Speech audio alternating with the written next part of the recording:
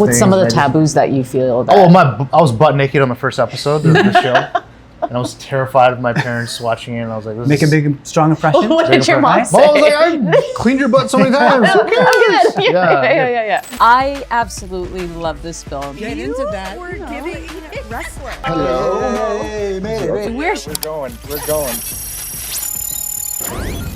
Today's guest is someone who turned growing up in a brown household into comedy gold. The guy behind the viral sketches that had us all saying that's way too accurate. Yeah, from YouTube legend status to creating late bloomer, he's gone from making us laugh online to telling deeper, real stories on screen. He's also been part of some very important conversations around identity and representation, proudly showing up as himself everywhere he goes. Yeah, and Late Bloomer Season 3 is on the way, so he clearly is not slowing down anytime soon. Please welcome Jasmeet Raina. It's so good to have you. Yes, thank you, Welcome. thank you. Yeah, there's so much to catch up on because, first of all, congratulations on Season 3. Thank you. That I must know. be exciting. When you found out this was being renewed, how did you feel about that? It's always a good feeling. Yeah. I'm like, man, great, somebody's watching. There's at least a few people watching enough to get renewed, so Yeah. it's always a good feeling. Yeah. You didn't have the feeling when you wrapped season 1 or season 2 that you're like, this is the sure thing. Everyone's gonna love this. You know, you We're have to coming like back. be delusional and operate like that. So I do operate like that. I'm like, well, the story's not done yet because I've already written some other stuff that I still have to make it. Like, where else am I gonna do it? So you just have to think that it's like YouTube. It's like you can just do whatever you want to some degree. But yeah. And we got a taste of Season 3. I Yeah. mean, is your first girlfriend really your first girlfriend in the scenario that we see? I don't want to ruin it for people who haven't seen episode. But does that happen? How close is that? Listen, I mean, Art to is see your life first and life is art, girlfriend, your huh? first kiss, like art is life, life is art. See, the The eyes- actor isn't my real no, girlfriend. She's an actor. But that moment Was it actually based on happened. something? Yeah. Listen, Yes. sometimes life emulates art, sometimes art emulates life. What do we know? Okay. You know? I like how the eyes narrow down. Eyes narrow down is like, I'm not even making eye contact. No. Look, my eyes are closed. Look, let's just getting into say. truths. But you know. imagine meeting the person you kissed for the first time again and doing you know, it again. Like it's what I it's thought kinda about it crazy. immediately. Because the first person I ever kissed, I think, was in like grade 5. right. I would not know this person Yeah. if they walked by me and like shook me and was like, Carlos. Yeah. I would have no idea. Damn, Yeah. kind of crazy. My first kiss was at 28 years old. So You're lying. my first kiss was 3 weeks ago. It was 3 weeks ago. Yeah. When Was we it shot, good? when we shot It was that good, scene. it was good. That was my Okay. first. That's why you wanted to make a show. So you could be like, So I can I'm have gonna my write in first all the- kiss. You're having Yeah. first kiss. Yeah. Exactly. So we went to your first post that's still on social media. Okay. And we found Good one luck. from 2009 Good. on Whoa. Facebook. And we just thought this one was just Ooh. so legit And the of eyes who are you are narrowing when it too comes here. to fashion. Look at No. this. Yes. This is my mean, first photo shoot. Look at that. You might as well have just LL Cool Jade, like licked your lips. Like, That was taken eyes? in between classes at university. Really? for real. Yeah, like I got one of my homies to Winter take sunlight blinding. it. Legitimately, that's the. Is the caption. I wish I Yeah. had released an album with that cover art. That's so good. So Like a what was 2009 like Yeah. NES Yeah. sounding album, you know? That's still, and that's actually the title for an album. That goes pretty hard. Winter Sunlight 2009 Blinding. NES sounding album type beat. Yeah. That was my album. Love yeah. it. So you said you were in high school in 2009. No, I was in university. You were in university. Yeah, yeah. And what were you studying in at university at the time? At that time, I just left BioMed, Wow. and then I was doing marketing management. Okay. Yeah. And your parents were okay with that? My parents are my parents. I know. Leave it at I that. know. No, but they love everything I do now. Yeah, They get it now. They get it How now. long did it take? Honestly, I had to buy my dad an iPad and like show him how to use it. This is the internet. This is YouTube, and he was like, "Oh." And then like Yeah. once I started paying like my own tuition and books, and he's like, "Wait. You're making I don't money. have to do." Okay, cool. He's like, You must, Yeah. but you must get that all the time. Like we have this common story that we hear from people, and we actually have a very similar Yeah. story too, where it's like someone will ask you, "How long did it take till your parents were okay with you Yeah. making this choice, like getting out of the traditional stream Yeah. and making this choice?" And literally, it's like they knew I could take care of myself, Yes. Yeah. and that's Or it. somebody else's parents came up to him and was like, "Is that your son?" Is that your son? And Yeah. I was like, "Oh, okay." Yeah. Now that yeah. other people think that I have a good Yeah, kid, Yeah.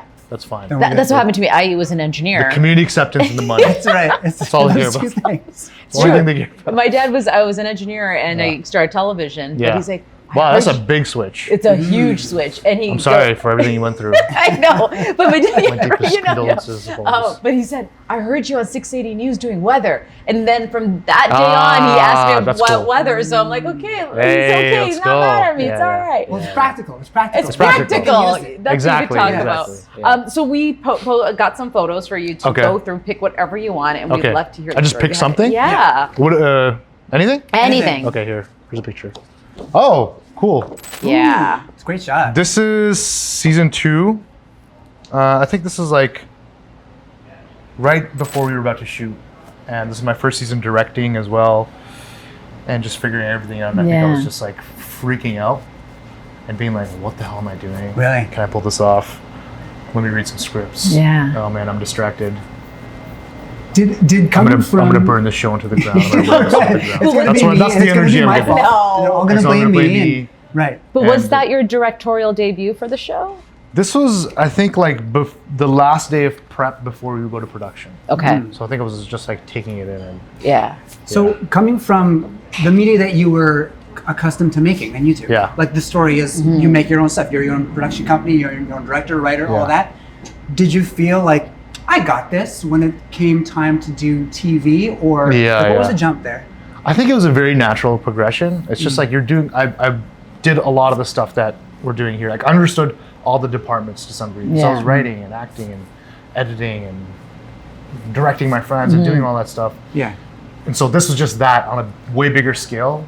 And then you just have to learn how this machine works. So there's a bit of an adjustment period. I'm still learning. Yeah. Like, it's like as we all are, we're always still learning. But yeah, it was a very kind of interesting experience. And then the doubts, there were sometimes, I remember the first day of directing, I felt like such an imposter. I was like, what the hell am I doing here? I'm not, like, there's no way they gave me this And you're slapping gig. yourself. You got And you're this. slapping yourself, be I like, got no, this. I've done this. Yeah.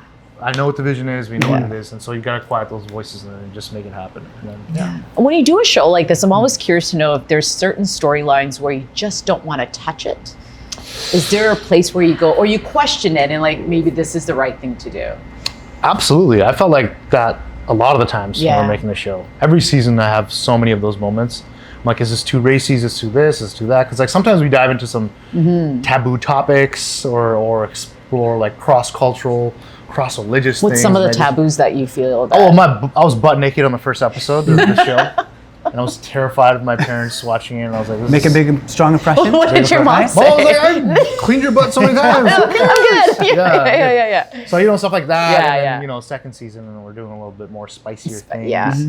That, some people had to kind of be like, it took a little adjusting. And The then- aunties and uncles, or was it the more? aunties and uncles, the family Yeah, members, they're all yeah. like, That's "Ooh." hilarious. Yeah. Some of them just skipped the first 2 episodes. They're like, we'll just start watching from 3 onwards. Did you ever get a voice memo from someone in the family being like, "Hey, I saw that episode and I don't know, man. I don't know." No, I don't think anybody would say it to me directly. Yeah. They'd be like, it was great, yeah. Yeah. And they're just like, we just didn't let our kids watch it. We don't let anybody watch it. But, Yeah. it's a part of the gig. We're just normalizing. Yeah, Yeah. you Where have it's like to to be a human being. Exactly. Of course. And Okay. your About second. the- Oh, sorry. Go ahead. Yeah. About talking about self-doubt and moving into a new sort of process. Yeah. What was the win that you got in either performing or directing or whatever task you had in this show? Yeah. That made you go, okay, I can level up. Yeah, for sure. Honestly, the reception that I got from the 2 episodes that I directed last season was like so overwhelming and amazing and positive that it just quiets those doubts. Yeah. It's like, oh yeah, what was I worried about? What was I Yeah. like nervous about? There's nothing to be nervous about. I know what I want to do. I know the vision. It was like doing the best you can to pull that off. And then, I think I did a fairly decent job at doing that. And that gave me more confidence going to this season, because this season I'm actually directing 2 more episodes Congratulations. and I'm Yeah. acting in them. Yeah. So it's a Yeah. whole new muscle that I Yeah. had to kind of do. But then it's also, I've already done it on YouTube to some degree, So Yeah, it's like, yeah. you're just taking what you kind of, the skill set you already learned, but you're just applying it on a bigger scale. And that takes a little bit of adjustment, but In a sense, you can give yourself the good light and then someone Yeah. else can get like the than be like, Absolutely. I'm the director, sorry. And then you get all that. I actually I feel like I give myself the worst. The worst light.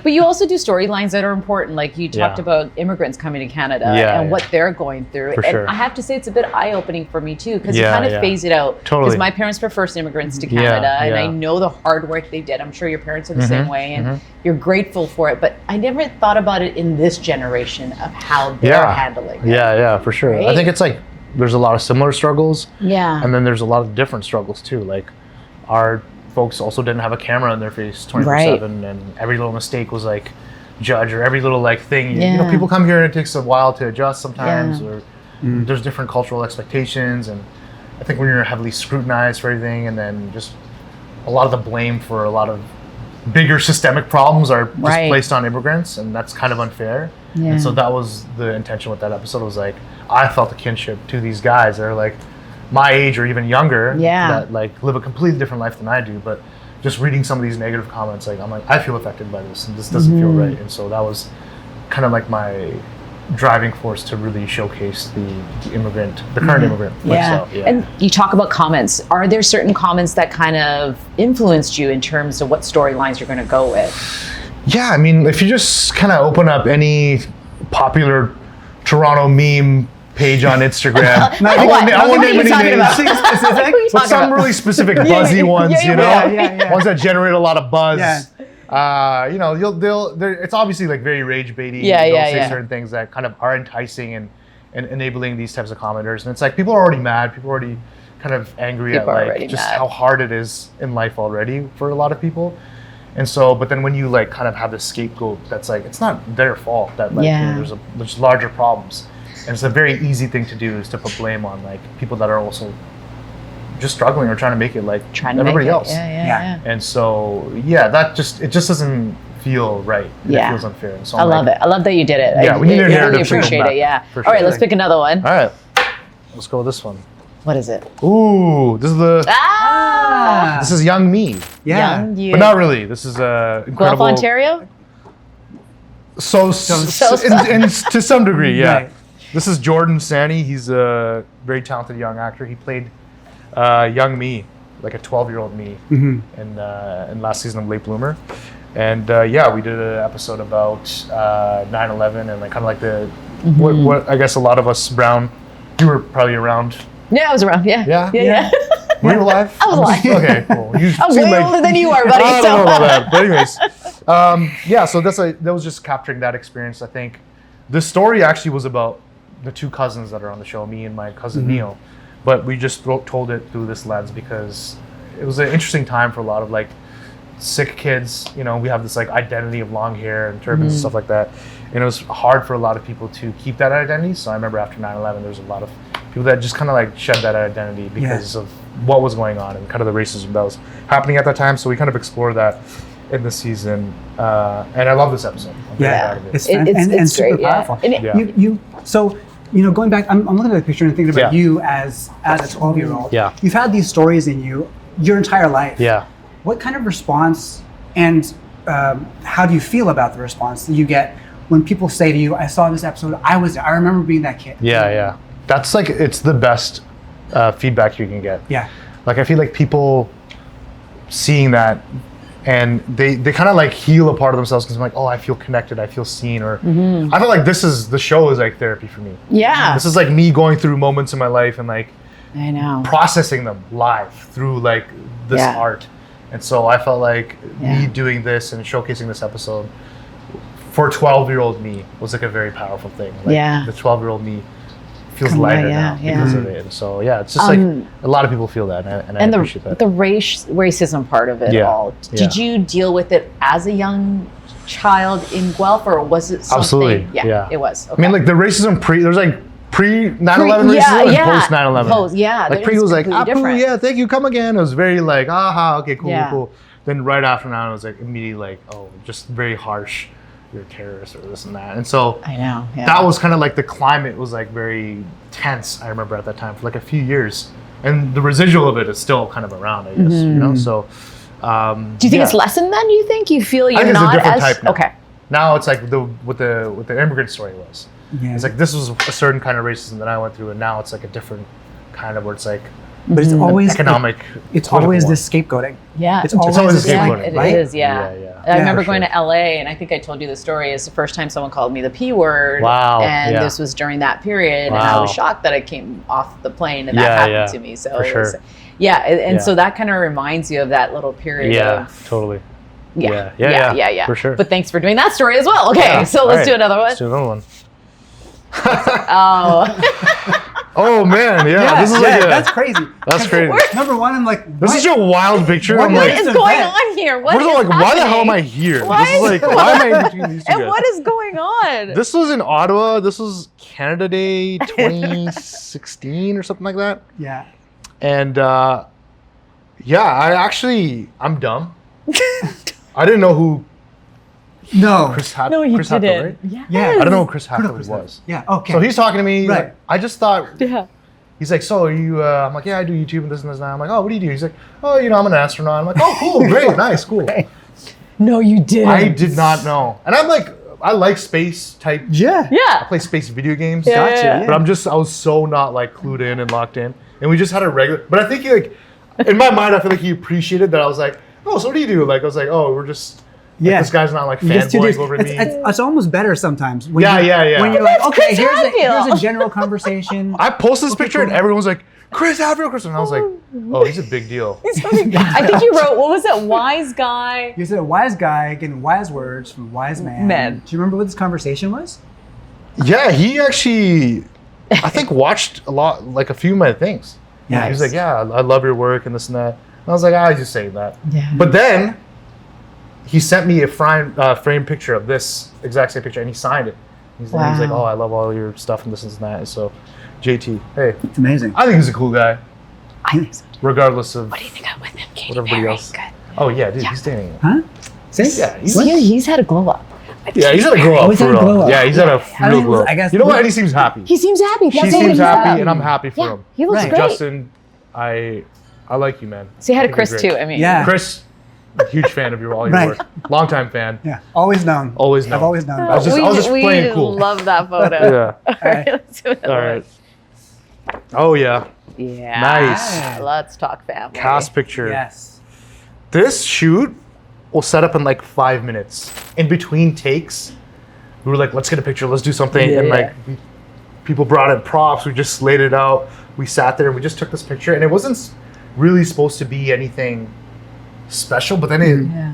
legitimately became like the picture for the show. Yeah. Like, we didn't even have a proper, my buddy took the picture. Like, wasn't it Anthony or somebody that took the And picture? just took it. Yeah, somebody took it. We didn't have proper lighting, we just took it. Yeah.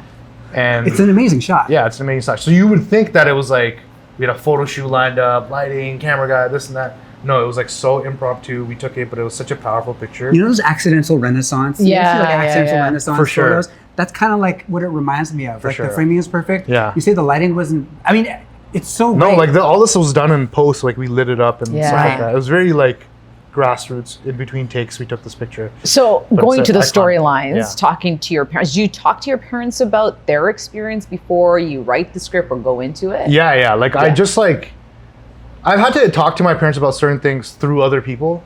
Okay. Like my yeah, dad's yeah. like college buddy came over. And he's like, "Hey, did you know the story about how they met?" And I'm like, "No, I have no idea." How My did they mom's like meet? getting shy and like ran upstairs. My dad's like, "No, we don't need to do that." So I told this whole story about how they met and like all these like young stories about them that Yeah. they're too like shy to talk about. Yeah.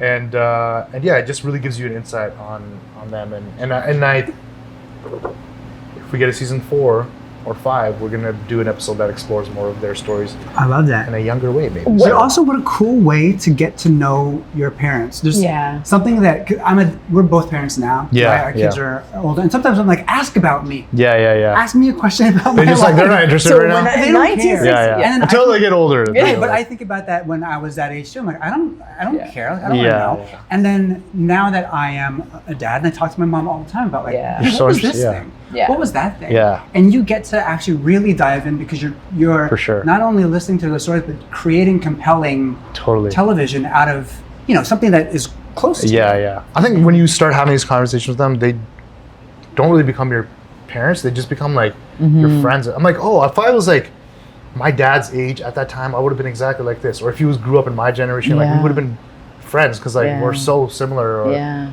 You know, so it's so interesting to have these conversations. It really like kind of like gets rid of the veil of like Generation. Yeah, generation. Yeah. Like, What is the authority or best whatever. advice your parents given you, or your dad particularly?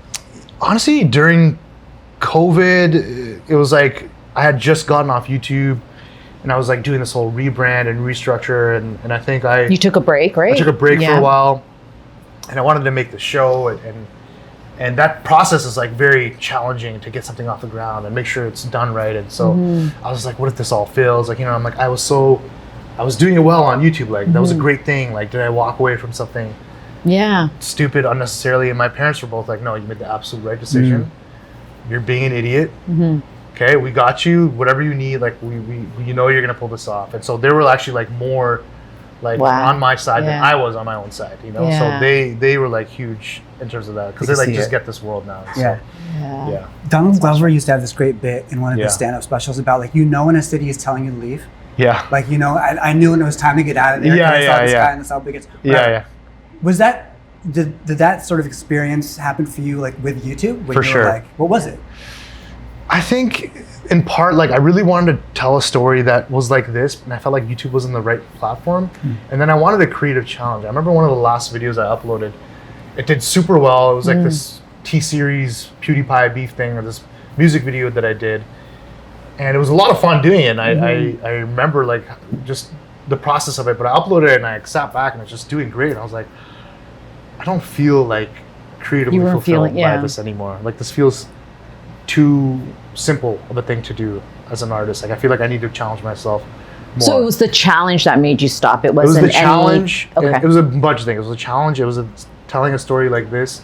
And I think me as a person, I was going through different changes and growth and stuff like that. And I felt like the best artists should always reflect the truth and where they're at. Yeah. And like I couldn't like fake being like this I'm still this guy. It's like blah blah blah. I'm like, I have to be honest about like where I'm at and like let me create something that reflects that. And that's interesting because now you're in this phase of making television. Is there another phase you want to do going forward? I feel like I'm in a new phase right now. I just feel I'm like kind of I just felt like I've made the show. I've like processed a lot through the show, and now I feel like much lighter as a person. And I'm like, you know, this season's gonna be a little funnier. There's obviously heavier moments as well, but it just like is interesting. I just feel better. I feel happier. I'm not like as doom and gloom as in the first couple seasons. I love that for you. That's so great. But doom and gloom is cool too. That's the thing. Sure, For a little bit. For a little bit. Like you gotta can't get out of it really quickly. You gotta get out of it. Use it and then The show got me out of it, and now I'm like, cool. So you're in a place now, like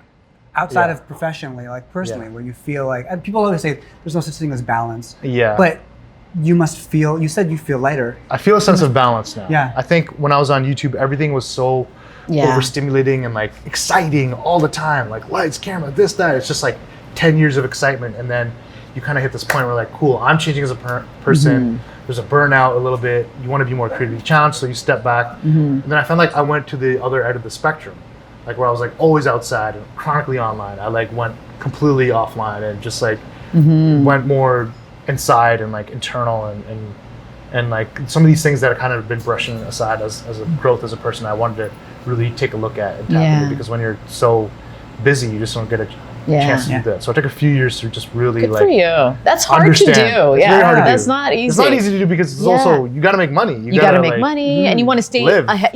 FOMO's real. You know, all of that is, you know. Totally. And I had to kind of let go of all of that. Yeah. Be like, I give myself the assurance that everything will be okay. Yeah.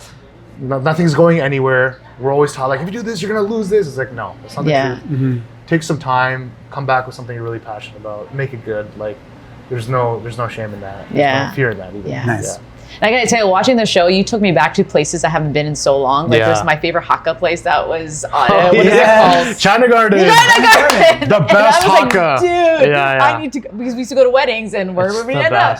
I was like, yo, we have to put it in this season. I couldn't believe you did that. Even if it's an exterior shot, we have to do it. Have you been to this place? Yes, I got it. Oh my god, yeah, it's so the good. Best. It's Malton's so got amazing food. Yeah. But that must be so special for you. I'm sure people reach out to you because you put these like nostalgic places. Oh yeah, I know. In Yeah, of course. Yeah. It's a if you know spot. Yeah. You know. Like that's like there's like fights I've had with people about what's the best Hakka spot. I've never had. There's no chili chicken that comes close to. And the service is so quick. It's so quick. It's so quick. and they're just like they're Number expressionless. 45. Yes. That's how you know the food's gonna slap. They do not care It's so if spicy. you eat there or not. They're like, Yeah. you want cool, done, boom. I know. I It love keeps it. coming. I love it. We don't need you. They're that good. They're that good. Yeah, when a place is that good, they don't have to like really rely Yeah. on customer service. The food slaps. There's also the thing of like Toronto getting to play itself. Yeah. Yeah. Because So it's, true. that's so Yeah. rare Yeah, for people yeah, to see. yeah. So Totally. that whole thing of like getting excited Yeah. that you know a place that Yeah, you see yeah. on TV. I know. I was like, is yo, I need to go back. I gotta For take my sure. kids there. Yeah. I know. The name Late Bloomer. Yeah. Where did that name come from, and what does it actually mean? Because Late Bloomer to Yeah. me means something else, and Yeah. yeah.